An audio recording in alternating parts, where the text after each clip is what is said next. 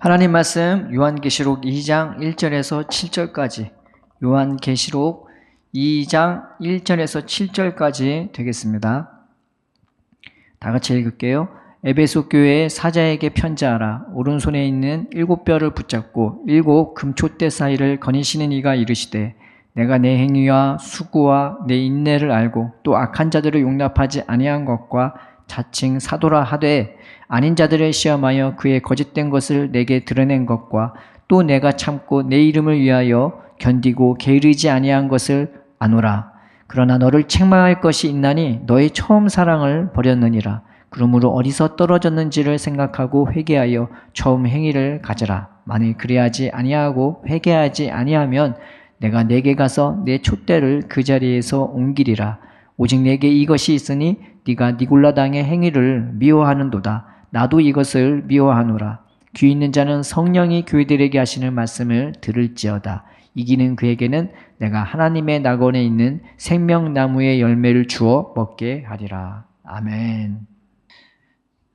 하나님이 우리를 부르신 것은 그저 이 세상에서 그냥 평안히 살다가 그냥 그렇게 인생 끝내라고 부르신 것이 이제 아닌 거죠. 여기에 부르신 소망은 이 땅에 있는 것이 아니라 죽음도 능히 이길 그 영원한 하나님 나라에 있는 거고, 또 우리의 존재 자체가 어떤 존재로 부름받은 거냐면 그 예수님의 그 영광을 같이 받을 자로 부르신 것입니다.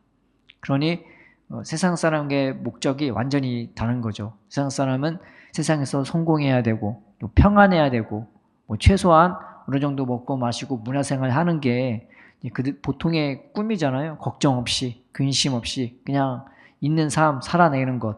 이제 거기에 더 나아가서 성공하겠다는 사람은 내가 적어도 뭐 좋은 집은 사고 좋은 차 사고 평생 떵떵거리며 살 수 있을 정도, 남부럽지 않게 살 수 있을 그런 것들을 이제 바라기도 하지만, 보통의 세상 욕심들이 다 이 세상에 국한된 것이겠지만 하나님이 우리를 부르신 것은 이 세상에 국한된 것이 아닌 것입니다. 죽음도 능히 이기는 거고 그 어떤 것보다도 생명력이 강하고 부유하고 넉넉하고 강하도록 그 예수님의 영광에 도달하도록 우리를 부르신 것입니다. 그래서 요한계시록의 말씀은요, 이 시대를 살아가는 그 하나님 나라의 영광을 바라보고 예수님의 영광을 사모하고 바라보는 자들에게, 그 교회들에게 하시는 메시지인 겁니다. 먼 훗날에 있을 그 장래일을 말하는 것이 아니라 하루하루를 어떻게 살아가야 될지, 그리고 어떻게 우리가 주님한테 뿌리 내리면서 그 예수님의 영광에 도달하도록 우리가 자라나가야 될지, 그 방법과 그 권면을 이 요한계시록을 통해서 하나님이, 예수님이 우리에게 말씀해 주시는 것입니다. 그래서 이 메시지는 영원한 하나님의 나라, 그 영원한 미래의 일에 대한, 그 일에 대한 말보다는 지금 현실의 삶을 살아가는 우리 하루에게 주는 메시지가 훨씬 크다는 것을 말씀해 주고 싶은 것이죠. 보통 계시록 얘기 들으면 먼 훗날에 무슨 일이 있을지, 지금은 말세라고 종말이라고 보통 그렇게 얘기하는데, 이 말씀의 중심은 그런 것들이 아닌 것입니다. 그래서 성경을 볼 때 굉장히 주의해야 할 필요가 있는 것이죠. 하나님은 오늘을 살아가는 우리에게 이 요한계시록을 말씀해 주시는 것입니다. 그게 저번 주에 말씀이었던 거죠. 그래서 그 교회들에게 첫 번째 메시지를 하는데, 그게 바로 에베소 교회란 말이죠. 그 당시에 예루살렘 교회는 완전히 없어졌어요. 왜냐하면 예루살렘은 그 주후 70년에 로마군이 이제 예루살렘을 정복하면서요, 예루살렘 자체가 없어져 버렸어요. 그리고 교회도 당연히 흩어졌단 말이죠.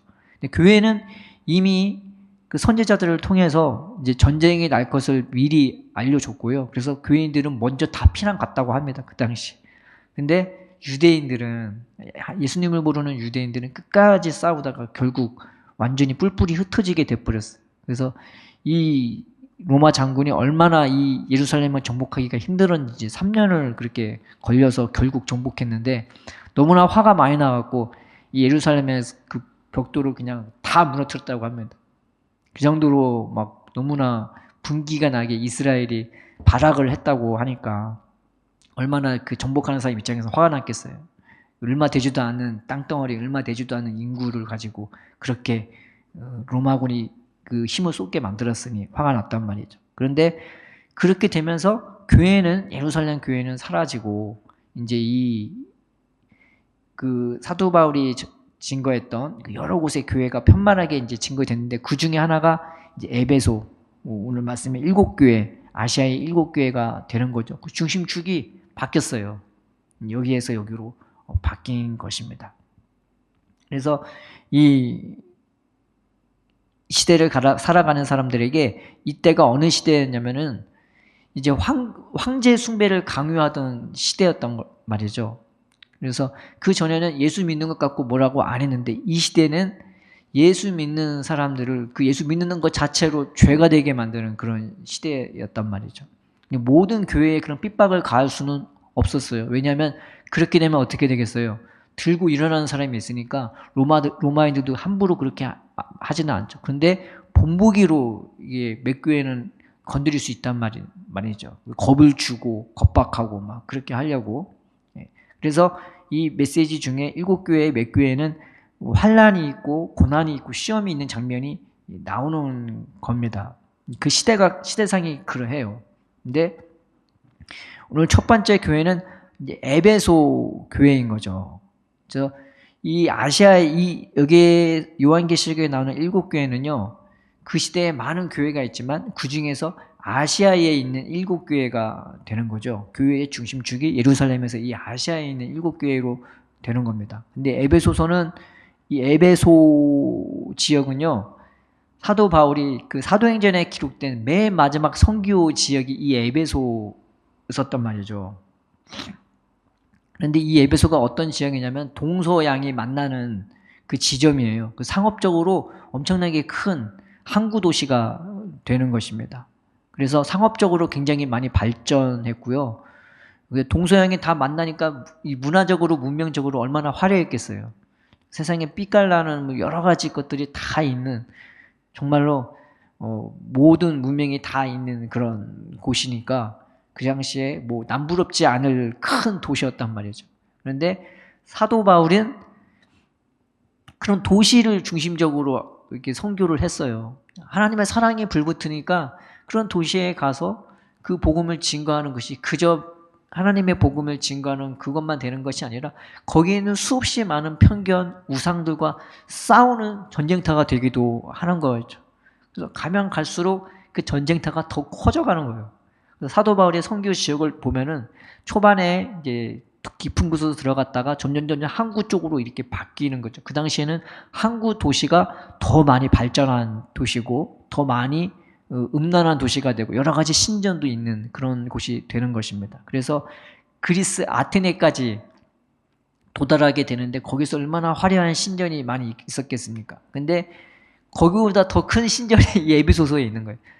그래서 거기서도 막 이 사도 바울이 아테네에서도 막 분기가 가득해하고 그런 우상들이 사람들을 속이고 그 마귀가 거기서 역사해하고 사람들 속이고 돈 빼하고 사람들 음란하게 만들고 세상 욕심에 속게 만들어서 그 가운데 썩어지게 만드는 그걸 보고 이 바울이 한편으로는 너무나 불쌍하고 또 한편으로는 이런 악한 세력에 대해서 화를 낼 수밖에 없는 거죠. 근데 이제 사역의 말기로 갈수록 이 사도 바울의 심령은 쪼그라드는 게 아니라 더 막 강해지고 더 뜨거워지고 하나님의 사랑에 막 불붙는 거죠. 그래서 이 사도 바울은 성경에서 말하기를 하나님의 사랑이 내 안에서 나를 강권한다고, 그리스도의 사랑이 나를 강권한다고, 나는 날마다 새롭게 된다고.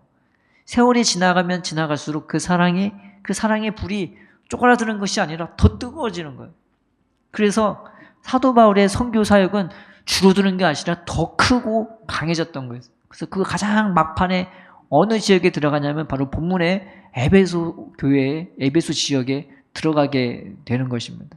그래서 에베소서가 가장 큰 여러 가지 문명이 같이 있으니까 가장 화려한 곳이 되기도 하는데 이곳에 아르테미스 신전이라는 게 있습니다. 혹시 아세요? 아르테미스 신전? 그 세계 7대 불가사의가 있죠. 세계 7대 불가사의 하나가 이 아르테미스 신전입니다. 네, 세계 7대 불가사의를 누가 만들었냐? 현 시대의 사람들이 이 세계 7대 불가사의를 지정한 게 아니라요. 그리스 사람이 처음으로 세계 7대 불가사의를 그때 이 언급을 한 거란 말이죠. 그래서 이게 세계 7대 불가사의가 되는 거죠. 근데 어느 사람이 이걸 지목을 했냐면 기원 전 2세기에 한 시인이 이 세계 7대 불가사의를 지명했습니다. 그게 바로 안티파트스로서는 시인인데 그 사람이 그리스 사람이에요. 그러니까 그리스에 있는 그 신전도 들어갔겠죠. 근데 대부분 그리스 사람이니까 지중해 지역 중심으로 이 세계 7대 불가사의가 지정해 놓은 것입니다. 그래서 이 7대 불가사의는 그 이전에 이제 1세기 사람이 또 지목하고 또 기원 후 사람이 지목하면서 한두 개는 바뀔지 몰라도 이 대부분의 그 7대 불가사의는 거의 비슷하게 틀에서 이 지중해 중심을 지역으로 지목이 되는 거죠. 인간 경이로운 건축물을 이렇게 지목한 겁니다. 세계 7대 불가사의 할 중에 이 에베소에 아르테미스 신전이 들어갑니다. 근데 이 사람이 기원전 2세기에 그리스 사람이 이 세계 7대 불가사의를 언급한 장면이 제가 읽어드릴게요. 뭐라고 언급했는지. 나는 전차들이 그 옆을 따라 경주를 할 만한 난공불량의 바벨론 성벽과 예전에 바벨론 성벽 그때 한번 언급했잖아요. 굉장히 높고 세계 최강의 성벽이었다고.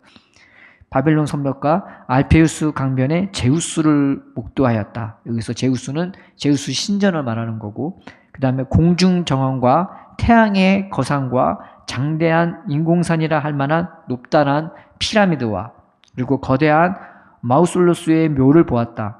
그러나 그래서 주목하는 거예요. 내가 구름에 닿을 만큼 우뚝 서 있는 아르테미스의 신성한 전당을 보았을 때 이 모두가 그 그늘에 가려졌으니 태양마저 올림푸스 밖에서 그와 견줄 만한 것을 보지 못했기 때문이라. 여기서 뭐를 최고로 언급해요? 여기 에베소에 있는 아르테미스 신전을 언급합니다. 근데 그게 가장 우월했대요. 그러니까 7대 불가사의 중에 가장 높고 웅장했던 게 이 아르테미스 신전이었던 거죠. 그러니까 그 위상이 얼마나 어마어마했는지 태양을 견줄 만한 것은 올림푸스 밖에서 그죠? 이 아르테미스 신전밖에 없다고. 그러니까 세계 최고의 불가사의, 세계 최고의 건축물이 이 아르테미스 신전이라는 겁니다. 이 피라미드도 높잖아요. 피라미드가 제일 높은 게 63빌딩만 하거든요. 근데 그것보다 더 높은 게 이 아르테미스 신전이라는 거예요. 이거 뭐 거의 이거는 그 바벨론 탑에 비견할 만한 엄청나게 높은 탑인 것을 알 수 있죠. 그러니까 이 도시가 얼마나 화려하고 웅장하고 엄청나게 이게 부유한 도시인 줄을 알겠죠. 근데 사도 바울이 여기서 복음을 증거했단 말이에요. 여기서 이 엄청나게 크고 웅장하고 화려하고 그냥 세상에서 남부럽지 않을 만한 그런 온갖 것들이 다 있는 도시인데 이 사도 바울이 예수님이 심장을 가지고 갔을 때 그것들이 뭘로 보였을까요? 세상에 부유한 그 크기로 보는 게 아니라 얼마나 거짓되고 헛됨에 그 허상임에 하늘을 찌를 듯이 가득 차 있는 영적인 세계를 이제 보았을 겁니다. 그래서 고대 세계의 신전은요, 이 뭐가 비례하냐면 신전이 크고 웅장할 만큼 창기 문화도 그와 비례해서 크고 넓은 거예요. 그 사람들이 거기 아르테미스 신전이 어떤 신이냐면은 다산의 여신이거든요. 그래서 유방이 달려 있고 신전이 막 그렇게 돼 있어. 그 신이 섬기는 축복을 주고 이 여자들을 잉태하게 해주는 그런 다산의 복을 주는 그런 복을 받기 때문에 거기서는 당연히 여사제들이 있을 거란 말이에요. 여사제들이 예배드리고 이부 순서로 이제 창기 행동을 하고 돈 받고 여기서 돈 받고 저기서 돈 받고 이렇게 하는 겁니다. 얼마나 거기 도시 자체가 음란했겠어요. 그만큼 부유한 만큼 썩어 빠진 도시가 이 에베소가 되는 겁니다. 사도 바울이 그리스도의 심장을 가지고 거기 딱 갔었을 때 아테네 보고 분노한 만큼 이것을 보고 얼마나 거기에 속고 사는 이 사람들을 얼마나 긍휼히 여겼겠습니까? 그래서 사도 바울이 거기에 가자마자 막 성령이 불타오르니까 너희가 믿을 때에 성령을 받았느냐? 말이 필요 없는 거예요. 더 이상. 믿을 때에 성령을 받았느냐 안 받았다고 하니까 바로 기도해주고 안수해주고 성령 받게 했던 거죠. 그래서 처음에 거기 가서 2차 전도 여행 맨 끝에 에베소서에 잠깐 들렸다가 1, 2년 후에 다시 돌아오게 되거든요. 거기서 사도 바울의 나이는 적은 나이가 아니었단 말이에요. 노년의 나이인 거예요. 지금으로 치자면 그 시대는 40, 50대인데 그 시대는 그 정도 나이면 할아버지다, 벌써 할아버지 나이고. 근데 이 노년의 나이인 이 사도 바울은요, 예수님의 사랑이 얼마나 불타오르는지 그곳에서도 복음을 증거하기 시작합니다. 근데 어디서 복음을 시작하냐? 두란노 서원에서 복음을 증거합니다. 두란노 서원이라는 곳은 책을 보는 곳인데, 이제 두란노 서원 도서관 같은 뭐 그런 거겠죠. 근데 사람들이 보통 언제 일하냐면요, 낮이 뜨거울 때는 일을 못 해요. 너무 더워서. 그러니까 정오가 한참 지난 다음에 일을 하거나 아니면 정오 되기 전에 아침에 일을 하거나. 그럼 낮에는 뭐 하냐? 낮에는 낮잠을 자야 되는 시간인 거죠. 그러면 이 사도 바울이 언제 복음을 증거했냐면 그 낮잠 자는 시간에 이 사랑이 불타오르니까 그 시간에 땀 뻘뻘 흘리면서 복음을 증거했던 겁니다. 에어컨이 있는 것도 아니고 시원한 것도 아니고 얼마나 덥겠어요. 그런데 이 그리스도 사랑이 얼마나 불타오르는지 이것은 들은 자들이 다 그 말씀을 사모하면서 그 자리에 모여서 그 말씀을 듣기 시작한 거죠. 성경에 보면은 이 에베소에 있는 사람들만 복음을 증거했던 것이 아니라, 복음을 들었던 것이 아니라 아시아에 사는 모든 사람들이 이 복음을 듣게 됐대요. 왜냐? 이 에베소가 세계 서양으로 가는 통로가 되기도 하지만 이 아시아의 다른 쪽으로 가는 통로가 되기도, 시발점이 되기도 하는 거기 때문입니다. 그래서 아시아의 7교회가 어느 지역에 위치했냐면요, 교회 순서가 이렇게 있잖아요. 아시아 7교회가 이 터키의 서쪽이란 말이죠. 시계 방향으로 이렇게 쫙 둘러있는 거예요. 그래서 그 교회가 다 같이 그 지역이 다 하나같이 부유하고 인구가 많고 그런 지역의 교회들이었던 것입니다. 왜 그렇게 지목했냐면은 그 교회가만 있었기 때문이 아니라 모든 교회를 통틀어서 이제 그쪽을 지명했던 것입니다. 그러니까 이 에베소서가 하나님의 복음을 그 아시아적으로 퍼뜨리는 또 하나의 시발점이 된 것이고 그 역할을 했던 게 사도 바울이었던 거예요.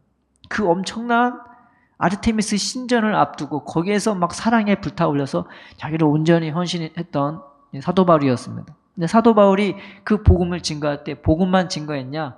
성경이 그렇게 얘기하고, 이제 성경에 보면은 사도 바울이 이 복음을 증거할 때 이미 나이도 40, 50대고 몸도 좋지 않음에도 불구하고 이 사도 바울이 어떤 심정으로 증거했냐면은 날마다 밤낮 없이 이 하나님의 복음을 그 에베소에서 증거했대요. 예. 뭐 낮이고 밤이고 상관없이 유익한 것이라도 하면 조금이라도 그 말씀을 이 사람들을 위해서 밤낮 없이 눈물로 증거했대요. 하루도 빠짐없이 그렇게 눈물로. 예. 그리고 또 복음만 증거했던 것이 아니라 자기와 자기 함께 있는 그 스태프들을 위해서요, 밤낮 없이 또 일을 했대요. 사랑이 얼마나 불타오르는지 자기를 드리고 자기 생명 주기를 즐겨하면서 이 에베소에 있는 그 아르테미스 신전보다 훨씬 큰 영적인 거인이 이 하나님의 사랑에 붙들려서 이곳에서 복음을 증거했던 것입니다. 그 2년의 세월 동안 그렇게 하루도 빠지지 않고 눈물로 그리고 온 힘을 다해서 그렇게 하나님의 복음을 증거하니까 그 이 사람 아르테미스보다 더 큰 이 사도 바울의 위력이 이 에베소서를 확 변화되게 만들었던 거죠. 그래서 나중에 보면은 사람들이 다 자기의 죄를 자복하고 그리고 자기들이 가지고 있던 여러 가지 거짓된 그 우상들이 있죠. 그거를 다 앞에다 모아갖고 다 불태워버리고 그게 은 5만이나 되는 엄청난 양의 재산이 되었던 거죠. 그럼에도 불구하고 그걸 버리기를 주저하지 않고 이 한 사람으로 말미암아 예수님의 사랑이 그들을 다 바꿔 나가기 시작했고 결국 그것이 시초가 되어서 이 아시아 7교회로 복음을 퍼뜨리는 출발점이 되어졌던 것입니다. 굉장히 놀랍죠. 우리는 세계 7대 불가사의 가장 큰 최고봉을 보고 있는데 그것보다 더 큰 사도 바울을 목격하고 있는 것입니다. 그 사랑에 불붙으니까 이 에베소서 무너뜨려 버리는 거죠. 나중에 얼마나 이 에베소 사람의 우상 만드는 사람들이 화가 나갖고 자기들이 장사가 안 되니까요. 폭동을 일으켜갖고요. 예, 이것들 막 예수 믿는 사람들을 핍박하려고 했지만 다 실패로 끝나고 그 사건이 일단락되게 되죠. 그만큼 하나님의 사랑으로 불타올랐던 장소가 이 에베소였던 것입니다. 그런데 오늘 본문에 이 에베소의 사도 바울의 눈물로 자기 온 심혈을 기울여서 사랑에 불타올려서 자기를 드렸던 이 에베소 교회에 하나님이 말씀을 증거하기 시작하시는 거죠. 그래서 여러 가지 좋은 행위도 있고 수고도 있고 지혜도 있고 또 분별할 수 있는 지혜도 있지만 딱 한 가지 제시해 주는 것이 그게 뭐였냐면은 네가 첫사랑을 버렸다고. 처음에 그 뜨거웠던 하나님을 향한 마음 그리고 사랑을 안 하는 게 아니에요. 근데 중요한 거는 처음과 같은 그 사랑이 아니라고 말을 하고 있는 것입니다. 하나님은요 우리를 사랑의 존재로 그 불같은 사랑의 존재로 부르신 것입니다. 그래서 내가 그 사랑의 존재가 아니면요 우리는 존재 이유가 없는 거죠. 그래서 이스라엘 가운데 하나님이 처음에 나타나셨을 때 자기를 뭘로 드러내셨냐면 불로 드러내셨어요. 그래서 그들이 성소를 지은 다음에 그 제단에 뭐가 임했냐면 불이 확 임했던. 그래서 그 불을 하나님이 뭐라고 그랬냐면 꺼트리지 말라. 이게 바로 뭘 얘기하냐면 하나님의 그 뜨거운 사랑을 이제 보여주는 거거든요. 그래서 이 불을 꺼트리지 말라. 그래서 그 불이 붙은 다음에 그 안에 촛대가 있거든요.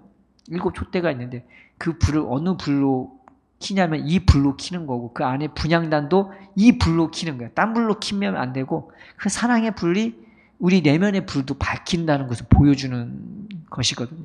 그래서 하나님은 이스라엘을 그 사랑 가운데서 그들을 불러주시고 그들을 붙들어 주시고 새롭게 해주시고 변화시켜 나가 주는 겁니다.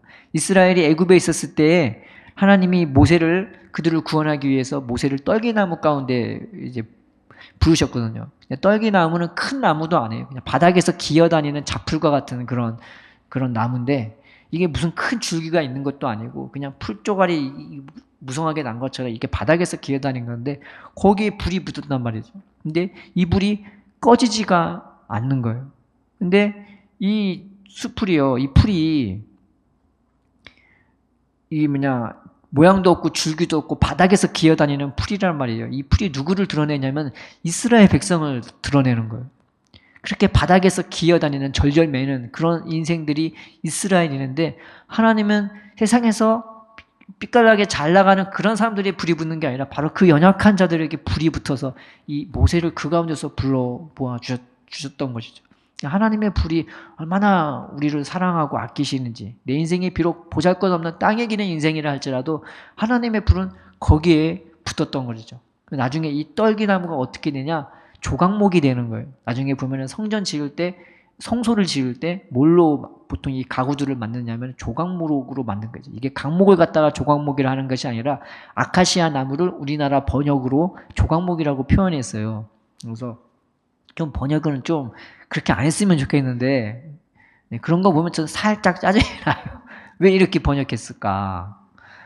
근데 그 떨기나무가 하나님의 불붙은 사랑 가운데서 뭐가 되는 거예요? 아카시아 나무가 되는 거예요. 우리나라 아카시아 나무가 아니라 저 중동 지방에 있는 아카시아 나무예요. 깊게 뿌리내요. 이게 무성하게 자라지는 못하지만 나무 자체가 뿌리가 깊고 나무가 단단한 거예요. 그 하나님의 불 가운데서 이 떨기나무가 결국 조각목이 되어지는 거예요. 하나님이 우리를 그렇게 은혜 안에서 깊이 뿌리내리게 해주고 그 사랑 안에서 우리를 단단하게 만들어 주는 거죠. 나중에 하나님의 성소가 이제 장막이 되는 것이 아니라 이제 다윗이 그 사랑으로 이 세상을 정복했을 때에 하나님이 나는 예루살렘에 거할 거야 하고 그 성전을 짓게 되었을 때요. 그 성전에 그 주춧돌이 되는 것 중에 하나가 바로 백향목이 되는 거예요. 백향목은 저 레바논산, 이스라엘의 저 북도 끝에 있는 산인데 엄청나게 높고요. 엄청나게 넓어서 사람의 품으로는 잡히지도 않는. 그래서 이 재료는 건축 재료로 많이 쓰이는 겁니다. 그리고 나무가 향기로워서 벌레가 가까이 못하는. 백향목은 굉장히 나무가 고급진 그런 나무인 겁니다. 굵고 높고 곱고. 예. 근데 강목은 조각목 아카시아 나무는 단단해서 벌레가 들어오지 못한다면 이거는 향기로워서 벌레가 가까이 하지 못하는, 그래서 건축물로 쓰기에 가장 적합한. 그래서 하나님의 그 불같은 사랑이요, 이 떨기나무에 불이 붙으니까 그것이 나중에 뭐가 된다고요? 아카시아 나무가 되고, 그것이 나중에 백향목이 되는 거예요. 하나님의 거할, 영원히 거할 성전이 되어지는 것입니다. 이 우리들에 대해 말한 거죠. 그런데 그 불이 우리한테 없으면요, 우리는 존재 이유가 없어지는 겁니다. 신앙은 딱 한 가지, 하나님이 우리를 부르는 것은 우리를 그 사랑의 존재로, 그 사랑을, 그 불같은 사랑을 받는 존재로 부르셨고, 또 그 불같은 사랑을 우리도 할 수 있게끔 그런 존재로 우리는 부르심 받은 것입니다. 그게 아니면 우리는 존재 이유가 없는 거예요. 내가 뭘 잘해도 이걸 잘해도 그게 중요한 게 아니라 가장 중요한 한 가지는 바로 우리가 불같은 사랑의 존재가 되어지는 것입니다. 그래서 요한이 하나님에 대해 단 한 단어로 설명할 때 하나님을 뭐라고 표현했냐면 하나님은 사랑이시라 라고 표현했던 것입니다. 그러면 당연히 하나님의 자녀인 우리도 한 단어로 표현된다면 그건 딴 게 아니에요. 그냥 사랑인 겁니다. 예수 사랑인 것입니다. 그 불같은 사랑이 십자가에서 불 붙었고 우리를 향해 불 붙지 않았겠습니까? 불의 특징은 뭐냐면요, 뜨거워요. 그리고 가만히 있지 않아요. 늘 춤을 추고요. 불은 또 밝습니다. 그리고 불은 다 태워버려요. 우리 안 좋은 것들도 다 태워버리고, 또 불은 어떤 특징이 있냐? 번진단 말이죠. 엘리야가 그 시대 가운데, 엘리야 시대는 영적으로 이 북이스라엘에서 사역했던 엘리야인데 영적으로 완전히 깜깜한 가장 타락한 시대 중에 엘리야가 하나님의 살아계심을 선포했어요. 하나님의 살아계심을 두고. 근데 그 하나님의 살아계심을 두고 이스라엘 백성을 돌이키기 위해 하나님이 불로 응답하시는 분이시다. 그러면 불로 응답하는 그 신이 참된 신이라고 이스라엘 백성들 앞에서 선포했습니다. 그 불은 뭘 의미하냐면은 그럼에도 불구하고 이 타락하고 완악하고 하나님을 몰라서 머뭇머뭇거리는 그 왔다 갔다 하는 그 이스라엘 백성을 여전히 사랑하시는 하나님의 사랑을 의미하고 있는 것이고, 여전히 그들을 사랑하고 붙들어 주시는 그 하나님을 보여주고 있는 것입니다. 오늘 성경에서 하나님은 너는 사랑의 존재야. 사랑의 존재가 아니면은 너는 존재의 가치가 없어. 난 촛대를 옮겨버릴 거야. 라는 의미가 우리 안에 겁박과 협박으로 하는 말씀이 아니라 여전히 나를 사랑으로 붙들고 계시고 여전히 나를 사랑으로 내 가운데, 내 인생 가운데 거니시고 있는 나를 향한 사랑과 긍휼과 그리고 축복으로 하시는 말씀임을 우리가 믿으셨으면 좋겠습니다. 오늘 대림절 첫째 주일이죠. 하나님의 사랑이 늘 불붙어서 하나님이 그 마리아에게 나타났을 때가, 이 마리아도 보면은 다윗의 후손이 되고요, 요셉도 멀리 있게 다윗의 후손이 되는 거죠. 근데 둘 다 나사렛에서 살았단 말이죠. 그 시대에 나사렛은 다윗의 후손이긴 하나 이름뿐인, 명목뿐인 그런 다윗의 후손이었습니다. 그러니까 사람들이 그 나사렛을 보고 다윗의 후손을 보고 소망을 갖지를 않았어요. 오히려 실망하고 오히려 비관하고 또 비웃고 그런 상징이 돼버린 게 이 나사렛 다윗의 후손이었단 말이죠. 그런데 그 다윗의 후손 가운데 마리아에게 하나님의 천사를 보내셔서 다 꺼져간, 이 심지가 붙지도 다 꺼져버린 그 심지에 다시금 예수님을 보내주셔서 그들을 불을 일으켜 주신 것입니다. 아무리 소망 없는 그 나사렛 동네는 그 왕족이라 해서요, 거기를 왕족을 싹 거기다 몰아놓고요, 무슨 좋은 직업을 주지를 않는단 말이죠. 그래서 다 가난해서 집이 어디에 있을 정도냐면 동굴에 있을 정도였습니다. 그래서 지금도 마리아가 그 천사의 계시를 받은 그 수태고지 받은 그곳이 있는데 그곳이 동굴이에요. 거기다가 이제 집을 져갖고 집 안에 있는 것처럼 꾸며놨지만 사실은 동굴인 것입니다. 그 정도로 가난한, 소망 없고 힘없는, 명목뿐인 다 꺼져버린, 불길 하나 남지 않는 다윗의 후손이었습니다. 그럼에도 불구하고 하나님은 천사를 보내셔서 그 다 꺼져버린 다윗의 후손, 다윗의 이름의 뜻이 뭐냐? 사랑이라는 뜻이잖아요.